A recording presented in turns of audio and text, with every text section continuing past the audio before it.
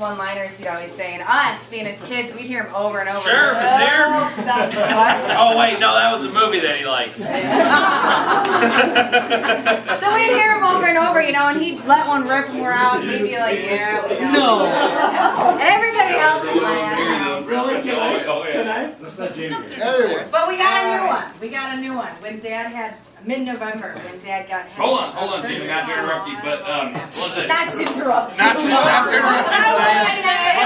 Was it? Go ahead, fucking interrupt your. Hey, we got any more brownies? That's your sister, don't interrupt. There's a whole bucket of things in there. More brownies? Sorry, go ahead, Jamie. Hey, you want to cash this ass now? Dig deeper in that bucket.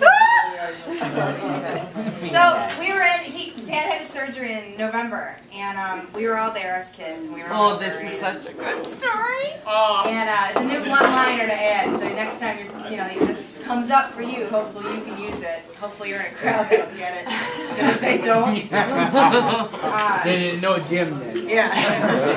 So anyway, we're all kind of worried, and and they said, okay. Kind of worried? I've told this story about 6 times, but since you told me. Oh, really? Hey. So anyway, we go up to so try to catch up. Here we go. So we go up. They're like, okay, Jim's done. You guys can go up to the room. We're like, all right, here we go. So we walk in, and we're Get like, in the middle. we're like, hey Dad, Yeah, go how's up it there, going? nobody knows. Get in the middle. How's it going? How you feeling? How are things? And we're all kind of scared, you know. We didn't know what he'd say, if he, you know.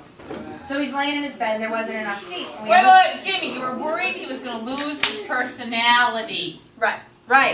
That was one of the side effects. You know, that reminds me of his brain. One of the side effects could be that his personality could change. And that was one thing he was really worried about.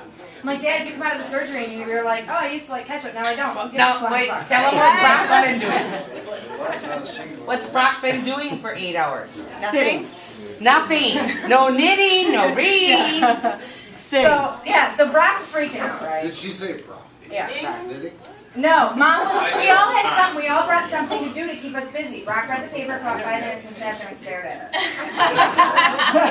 We didn't do anything, he was freaking out, you know? Brock's job was to stare at us. That's what he was staring. So, anyway, this is becoming a very long story, it's very, very small. So we get up into the room, there wasn't enough seats. Dad had his walker, Mom was sitting on that, and Laura was sitting on Brock's lap in a chair. And Dad were like, hey Dad, how you doing? How you doing, Dad? We're all here. Well, I didn't have anywhere to sit, so I just kind of on the end of the bed, you know. And whatever, it's a creature. So Brock's in here, and Laura's on his lap, and Dad's like, Brock, I need you to do me a favor. Brock's like, yeah, Dad. Laura's like, bang. Brock's like waiting for, I don't know, 9 hours. Something to do to make the situation better, you know. He's a hands-on guy, right? He's like, what do you get? What do you eat? I'm like at the bottom of the bed. Brock's like, you know, what do you eat, Dad? Well, it's me. Brock gets right up in his face. What do you eat, Dad? What do you eat? Brock, Dad says, I need you to do me a favor, Brock. He's got his eyes closed. He's like, I need you to, I need you to...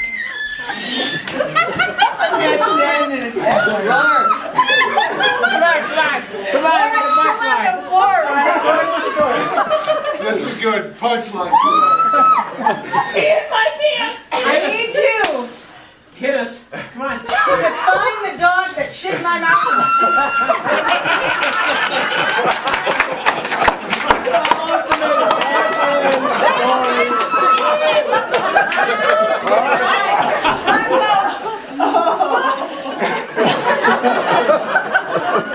I'm in the other bag and he looks, what?